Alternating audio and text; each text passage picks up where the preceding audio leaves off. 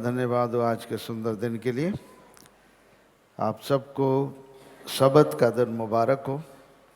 ये सबत की शाम है, दिन खत्म हो गया है। शुक्रवार की शाम को सबत का दिन शुरू होता है और शनिवार की शाम सबत का दिन समाप्त होता है। तो हम सबत के दिन को ख़त्म करके आपको मुबारकबाद देते हैं। प्रभु का धन्यवाद हो कि सब कुछ बहुत अच्छा रहा। कितने लोग बताएंगे कि तुम्हारा जन्म तुम्हारे वश में था? कितने लोगों के वश में उनका जन्म था? लेकिन जन्म तुम्हारे वश में नहीं है, मृत्यु तुम्हारे वश में नहीं है, तो बीच का जो समय है क्या वो ईश्वर के वश में नहीं है? जन्म परमेश्वर के वश में है, मृत्यु परमेश्वर के वश में है, तो बीच का समय जो हमारा पृथ्वी पर है वो भी उसी के वश में है। ये समझने की ज़रूरत है। तो जो कोई इस बात को समझ लेगा वो टेंशन फ्री हो जाएगा। क्या हो जाएगा? टेंशन नहीं रहेगा उसे। टेंशन तो अच्छी तरह समझते हो। जन्म और मृत्यु दोनों हमारे वश में नहीं, ईश्वर के वश में है। तो जब प्रभु के वश में जन्म मृत्यु दोनों हैं, तो बीच का समय भी उसी के वश में है। उसी से पूछो। और वो कहता है, यिर्मयाह 29:11 एग्जैक्टली, यिर्मयाह 29:11, यिर्मयाह 29 उसका 11 पद। क्योंकि यहोवा की ये वाणी है, जो कल्पनाएं मैं तुम्हारे विषय करता हूँ उन्हें मैं जानता हूँ, वे हानि की नहीं वरन कुशल ही की हैं, और अंत में तुम्हारी आशा पूरी करूँगा। यिर्मयाह 29 और 11। बाइबल में ये बहुत सफाई से दिया हुआ है कि बीच का समय जिसके लिए हम परेशान रहते हैं रातों दिन, जन्म से इस पृथ्वी को छोड़ने तक, मृत्यु तक अपना जीवन नरक बना लेते हैं। क्यों? क्योंकि हम परमेश्वर पर विश्वास नहीं करते हैं। जीवते परमेश्वर पर विश्वास न होने के कारण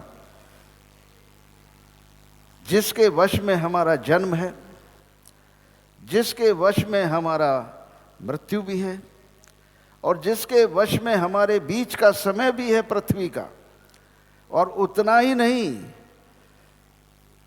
इस समय के बाद भी जो समय है अनंत काल का, वो भी उसी के हाथ में है। क्योंकि वो सदा काल से, आदि से अंत तक एक ही परमेश्वर है। वो एक सा है जिसने मृत्यु को हराया है और हरा कर तीसरे दिन मुर्दों में से जी उठा है और जीवित स्वर्ग पर उठाया गया है।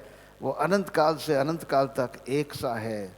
वो जिंदा परमेश्वर है और वो जीवन की बात हमसे कर रहा है कि देखो, जीवन और मृत्यु दोनों मेरे वश में है और बीच का हिस्सा भी मेरे ही वश में है। तुम अपना जीवन अविश्वास के कारण नरक बना लेते हो। जीवते परमेश्वर पर विश्वास नहीं करते। इस दौरान अगर हम उसके ऊपर इस बीच में विश्वास करें और परमेश्वर से पूछें कि आज का दिन प्रभु हमारा आशीषमय करिए, आज के दिन हमें बचा कर रखिए, आज के दिन की हमें अपनी इच्छा को प्रकट कीजिए, आज का दिन हमको बताइए कि हम क्या करें, आज का दिन कैसा व्यतीत होगा प्रभु, रोज़मर्रा की रोटी हमें दे।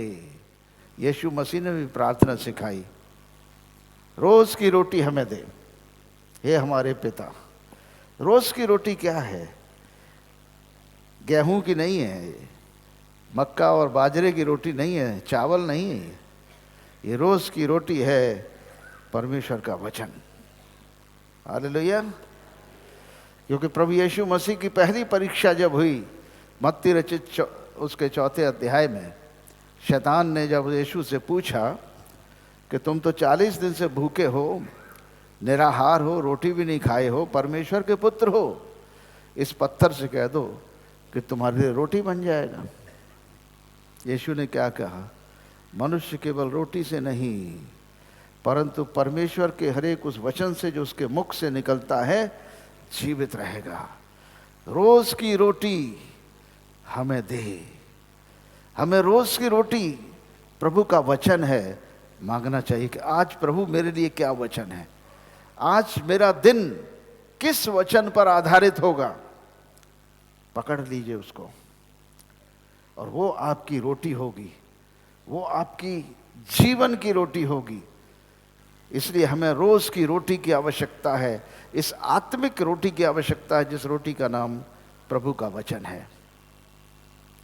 आज हमारे एक मित्र ने एक व्हाट्सएप मैसेज हमको भेजा जिसमें लिखा था, जन्म ईश्वर के वश में है, मृत्यु भी ईश्वर के वश में है, तो बीच के वक्त में हम लोग क्यों परेशान रहते हैं।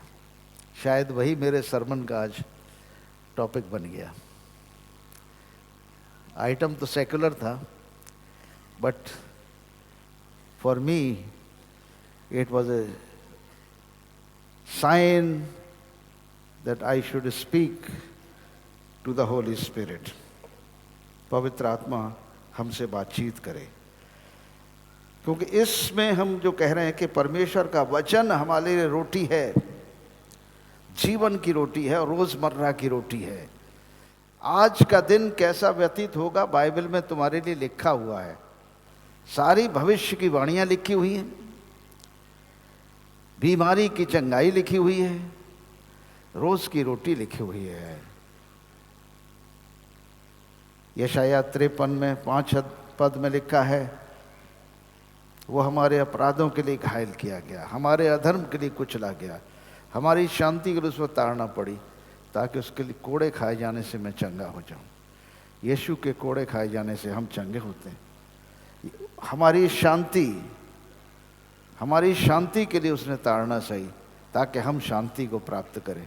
आपके जीवन की अशांति परमेश्वर के वचन पर विश्वास करने के द्वारा समाप्त हो जाएगी। हम इस रोटी को खाएं, इस जीवन की रोटी को ग्रहण करें, तो हमारे बीच का वक्त बहुत अच्छा गुजरेगा। ये बीच का वक्त है मृत्यु और जन्म के बीच का। जब हम कहते हैं मृत्यु हमारे वश में नहीं है, हमारा जन्म हमारे वश में नहीं है, तो बीच का जीवन भी तो हमारे वश में नहीं है। हमारे उसी सृष्टिकर्ता के वश में हमारे बीच की ज़िंदगी भी है, और उसने हमारे लिए अच्छी ज़िंदगी चुन रखी है। उसने हमारे लिए अनंत और महिमा की ज़िंदगी चुन रखी है। उसने हमारे लिए आनंद की ज़िंदगी चुन रखी है। रोग रहित जीवन चुन रखा है। बीमार और रोगी जीवन नहीं चुना है हमारे लिए। हमारे लिए उसने भलाई चुनी है, बुराई नहीं। हम ढूंढें तो उसको, ढूंढते नहीं हैं। हम संसार में अपनी खुशी को ढूंढ रहे हैं, आनंद ढूंढ रहे हैं वहां जहां आनंद नहीं है। यानी परचूनी की दुकान पर, परचूनी जहां आटा दाल चावल बिक रहा है, मसाले बिक रहे हैं, उसकी दुकान पे जाके कपड़े खरीदने के लिए पहुंच जाते हैं। कपड़े मिल जाएंगे क्या? कपड़ा बेचता ही नहीं है वो है? या कपड़े की दुकान पे पहुंच जाओगे मोटरसाइकिल का पहिया खरीदने के लिए, मिलेगा क्या? नहीं मिलेगा। संसार भी वैसा ही है। संसार में आनंद नहीं मिलता। आनंद पवित्र आत्मा का फल है। कैसे मिलेगा? परमेश्वर के वचन में साफ लिखा हुआ है, प्रेम, आनंद, मेल, धीरज, कृपा, भलाई, विश्वास, नम्रता और संयम, ये पवित्र आत्मा के फल हैं, जो संसार की किसी दुकान में नहीं मिलते। किसी सिनेमा हॉल में नहीं मिलेंगे। खुशी और आनंद में अंतर है। खुशी थोड़े समय की होती है, आनंद हमेशा के लिए होता है, हमेशा की जिंदगी के साथ होता है। यानी जब हम अनंत जीवन प्राप्त करते हैं, अबंडेंट लाइफ हमको जब मिलती है, उसके साथ आनंद होता है। खुशी थोड़े से समय के लिए होती है, कुछ घटना से जुड़ी रहती है, बस थोड़ी सी घटना के साथ खुशी जुड़ी होती है, परंतु आनंद किसी घटना के साथ जुड़ा नहीं है। आनंद एक घटना के साथ जुड़ा है, वो क्रूस पे हुई थी 2000 साल पहले। हालेलुया। जिसने अपना सब कुछ त्याग कर हम सब के गुनाह और पापों की जिम्मेदारी अपनी देह पर उठा ली और क्रूस पर अपने प्राणों को त्याग दिया, दुख उठा लिया, ताकि हम पाप के लिए मरकर धार्मिकता के लिए जीवन बिताएं और उसी के कोड़े खाए जाने से हम चंगे होते हैं। यानी जीवन, हमें जीवन देने के लिए यीशु मसीह ने अपना जीवन उड़ेल दिया। हमें आनंद देने के लिए अपना आनंद त्याग दिया। स्वर्ग के आनंद को त्याग कर पृथ्वी पर मनुष्यों को आनंद देने के लिए खुद दुख उठाया है। स्वयं दुख उठाकर हमारे लिए आनंद देने को मसीहा चला आया।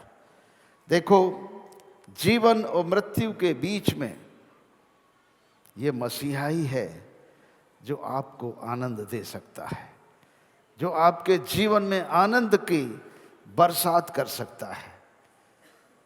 क्योंकि मसीहा आपको दुख देने नहीं आया है, आपको आनंद देने के लिए आया है, पवित्र आत्मा देने के लिए आया है, और पवित्र आत्मा के साथ साथ उसके फलों को भी हमारे जीवनों में फलों का बहुतायत करने के लिए आया है।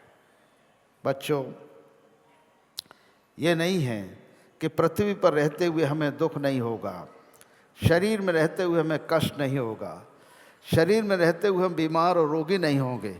ज़रूर होंगे, लेकिन कोई रोग और बीमारी, कोई दुख और तकलीफ तुम्हारे आनंद को चुरा नहीं सकता, क्योंकि उस आनंद को देने वाला मसीहा स्वयं है, पवित्र आत्मा स्वयं है। जब तक पवित्र आत्मा तुम्हारे अंदर रहेगा, तुम्हारा आनंद कोई चुरा नहीं सकता। और पवित्र आत्मा उद्धार पाए हुए व्यक्ति के लिए एक एडवांस है। यानी पवित्र आत्मा हमें इसलिए दिया गया है कि हमारी पहचान हो सके कि हम उद्धार पाए हुए व्यक्ति हैं, हम यीशु के लहू से धुले हुए व्यक्ति हैं, हम यीशु के लहू से खरीदे हुए व्यक्ति हैं, हमने मुक्तिदाता से अपनी मुक्ति को प्राप्त कर लिया है, हमने यीशु मसीह को अपना प्रभु और मुक्तिदाता ग्रहण किया है, और जब हम इसे ग्रहण करते हैं तो वो अपना आत्मा हमें देता है, यानी अपनी आत्मा में से हमें देता है। और जब उसकी आत्मा से हम प्राप्त करते हैं तो मसीह का आनंद भी उसकी आत्मा के साथ हमारे पास आता है। विश्वास रखो, परमेश्वर ठट्ठों में नहीं उड़ाया जा सकता। उसको हमारा ख्याल है, उसे हमारे एक एक दिन की परवाह है, रोज़मर्रा की परवाह है। इसीलिए उसने हमें ये शिक्षा दी, ये प्रार्थना सिखाई कि हे पिता, हमारी रोज़ की रोटी हमें दे। रोज़ की रोटी है revelation on the word of God. Hallelujah. रोज़ की रोटी क्या है? परमेश्वर के वचन पर प्रकाशन। वो हमारे लिए, हमारे जीवन के लिए, आज की जिंदगी के लिए परमेश्वर के वचन का प्रकाशन ही हमारी रोज की रोटी है।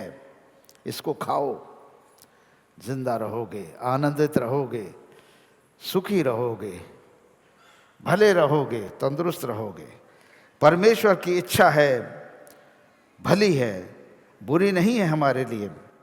जो कल्पनाएं और जो योजनाएं परमेश्वर हमारे लिए बनाता है वो हानि की नहीं है, वरन कुशल ही की हैं, और अंत में वो तुम्हारी आशा पूरी करेगा।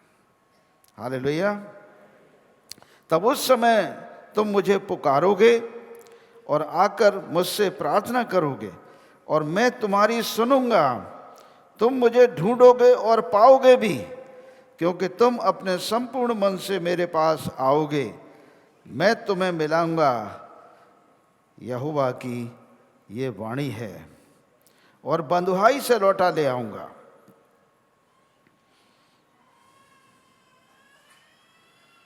ये बंधुआई क्या है? ये बंधुआई है गुलामी। जो पाप करता है वो पाप का गुलाम है, वो बंधुआई में है।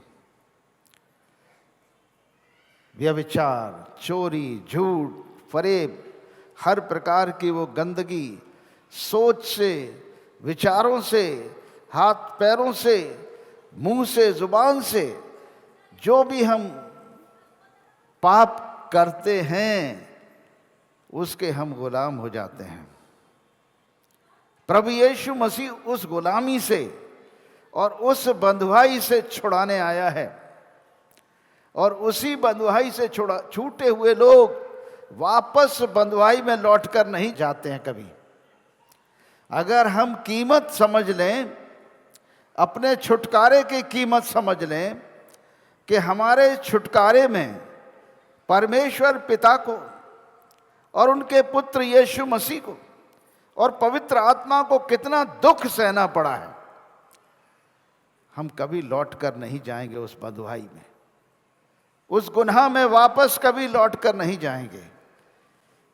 अगर हम इस बात को समझ लें मेरे प्रियो, परमेश्वर ने जगत से ऐसा प्रेम रखा कि उसने अपना इकलौता पुत्र दे दिया, कुर्बान कर दिया, ताकि जो कोई उस पर विश्वास करे वो नाश न हो परंतु अनंत जीवन पाए। परमेश्वर का पुत्र जगत को नाश करने के लिए नहीं, जगत को बचाने के लिए आया है, उद्धार देने के लिए आया है, नया जीवन देने के लिए आया है। और उस जीवन को पाने के बाद हम फिर से लौटकर पुरानी जिंदगी और गुनाह की जिंदगी, वो नशे की जिंदगी, वो गुनहगारी की जिंदगी में वापस लौट के जाएं तो हमसे बड़ा मूर्ख कोई नहीं है, फिर उसका कोई इलाज नहीं है। क्योंकि प्रभु यीशु मसीह का लहू बेशकीमती है, उसको हल्का नहीं समझना चाहिए।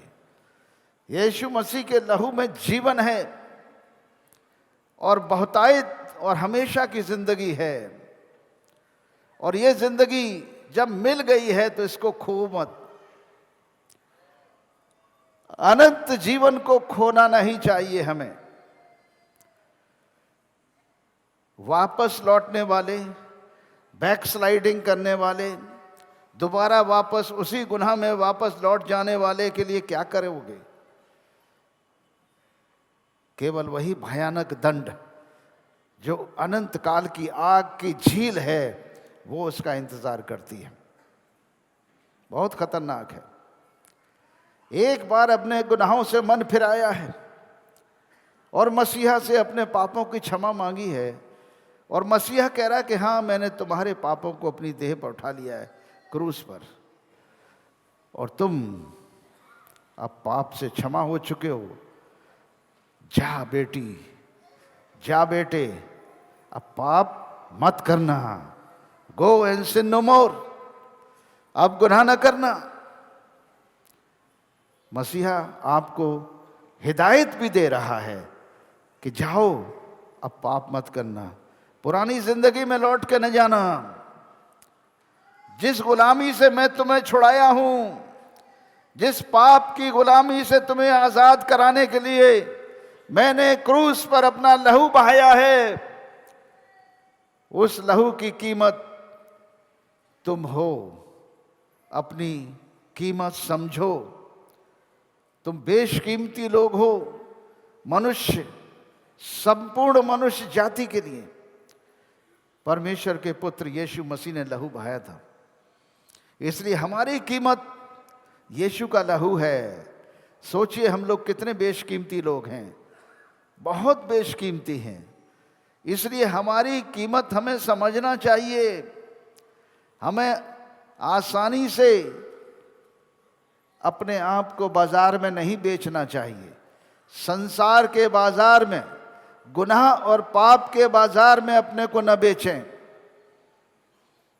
पाप की जिंदगी से लौट कर आ गए हो वापस, फिर दोबारा उसमें न जाओ, क्योंकि मसीह ने तुम्हारे लिए बहुत बड़ी कीमत अदा की है और तुम्हें एक बड़ा स्टेटस दे दिया है। ये स्टेटस कभी बदलने वाला नहीं है जब तक कि तुम यहां से भाग के चले न जाओ। तुम स्वयं यीशु के लहू को कूड़ा समझ बैठो तो तुम्हारी जिम्मेदारी होगी, लेकिन यीशु का लहू, परमेश्वर के पुत्र का लहू निष्पाप और निष्कलंक लहू है जो हमारे गुनाहों के लिए बहाया गया है।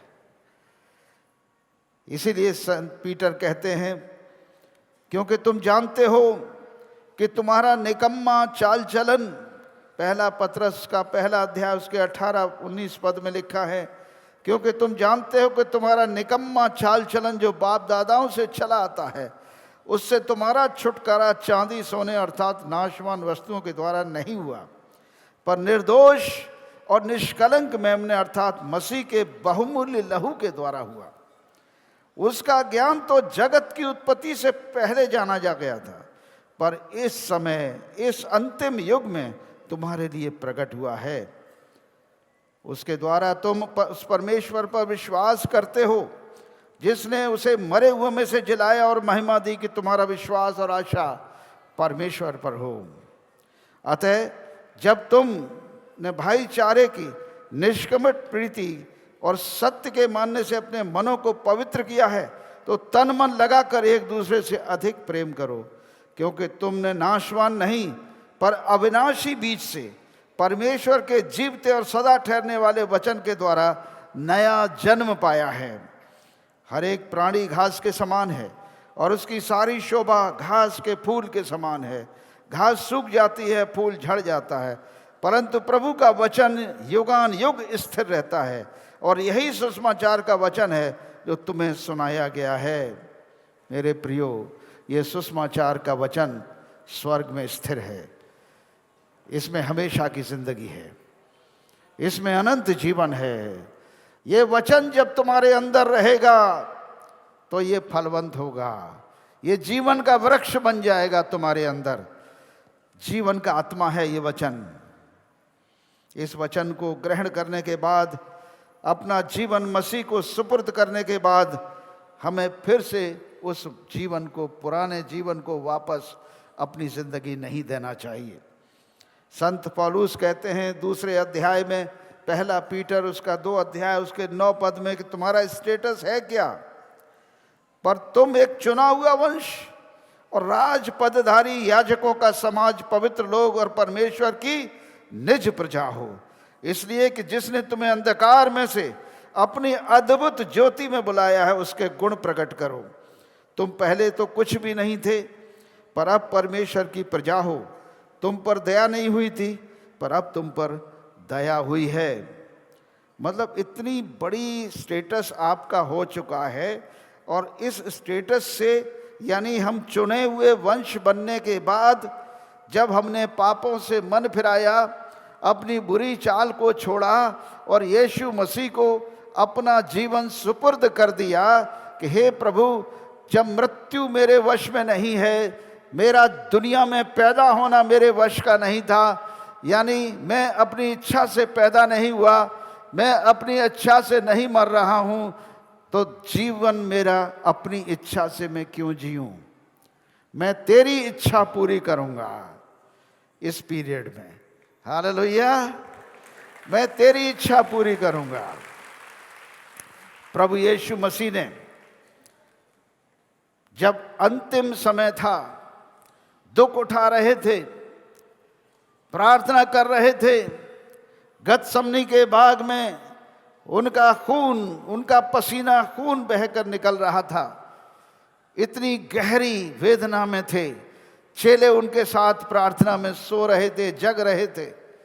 यीशु प्रार्थना कर रहे थे, हे पिता, यदि हो सके तो ये प्याला मुझसे टल जाए, लेकिन मेरी इच्छा नहीं, तेरी इच्छा पूरी हो, तेरी इच्छा पूरी हो, मेरी नहीं। जिस पर्पस के लिए, जिस उद्देश्य के लिए तूने मुझे इस दुनिया में पैदा किया है, उस उद्देश्य को मुझसे पूरा करा, तब मैं मृत्यु का तब मैं मृत्यु का स्वाद चखूंगा। वाह प्रभु, कितनी गंभीर चीज है। क्या आज हम भी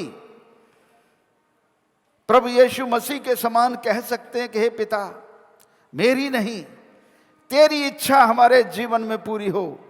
जैसे कि तेरी इच्छा से मैंने दुनिया में जन्म लिया है और तेरी इच्छा से मैं इस दुनिया को छोड़ूंगा, शरीर को।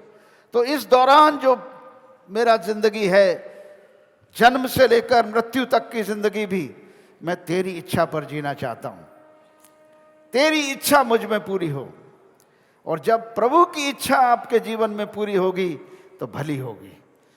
सृष्टिकर्ता पिता अपने बच्चों से बेहद प्रेम करता है। सोचिए जरा, जिस पिता ने हमसे, हम गुनहगार मनुष्यों से इतना भारी प्रेम किया कि अपने इकलौते पुत्र को पृथ्वी पर मनुष्य बनाकर भेज दिया कि वो हमारे स्थान पर दुख उठाए, पाप का दंड जो मृत्यु है खुद उठा ले और अपने अनुग्रह के द्वारा हमें वरदान दे, अनंत जीवन का वरदान अपने पुत्र के द्वारा हमें दे। क्योंकि पाप का दंड तो मृत्यु है, परंतु परमेश्वर का वरदान हमारे प्रभु यीशु मसीह में अनंत जीवन है। कितने बेशकीमती लोग हैं आप। हम लोगों के लिए परमेश्वर इतना प्रेम करता है, तो हम इसकी इच्छा जानने की कोशिश क्यों न करें। मेरे प्रियो, परमेश्वर की इच्छा जानो। और परमेश्वर की इच्छा, जिसे हम न्यू टेस्टामेंट कहते हैं, ओल्ड टेस्टामेंट कहते हैं। टेस्टामेंट का अर्थ है विल, इच्छा। हालेलुया। लिखित इच्छा है तुम्हारे लिए और मेरे लिए। ये लिख दी गई है, इंजील में लिख दिया गया है। ओल्ड टेस्टामेंट, न्यू टेस्टामेंट में परमेश्वर ने हमारे लिए अपनी इच्छा लिख दी है। इसको पढ़ो, प्रार्थना करो कि प्रकाशन मिले। रोज की रोटी परमेश्वर के वचन का प्रकाशन है रोजमर्रा हमारी जिंदगी के लिए। We how to live every day on the word of God, on the revelation on the word of God. रोजमर्रा हम परमेश्वर के वचन के प्रकाशन पर हमारी जिंदगी कैसे आगे आगे बढ़े, यही परमेश्वर की इच्छा है। हम परमेश्वर की इच्छा के अनुसार चलते रहेंगे तो परमेश्वर के राज्य के वारिस होंगे। और जरा सा बहक जाएंगे तो हम अपनी वारिसपन की उस हक को खो देंगे। जैसे ईसाऊ ने इसहाक के सामने, ईसाऊ ने याकूब के सामने अपने पहलौठेपन का हक एक वक्त की रोटी के लिए खो दिया था। एक वक्त के गुनाह के लिए हम अपने पहलौठेपन का हक न खोए। हम अपने मुक्ति का और उद्धार का और अनंत जीवन का हक, अधिकार खोए न मेरे प्रियो। हम परमेश्वर के बेटे और बेटी बनने का हक किसी भी हालत में न खोए। पकड़े रहें, ये वचन पकड़े रहो। इस वचन का प्रकाशन हमें ज्योति देगा। तेरा वचन मेरे पांव के लिए दीपक और मेरे मार्ग के लिए उजियाला है। इसलिए मैंने प्रण किया है कि मैं तेरे वचन को अपने हृदय से अलग नहीं हटने दूंगा, ताकि तेरे विरुद्ध पाप न करूं। परमेश्वर का वचन प्रकाश है, रोशनी है। वो अंधकार में हमें निकाल देगा बाहर, ज्योति दिखाकर गुनाह से बचा लेगा, पाप से बचा लेगा।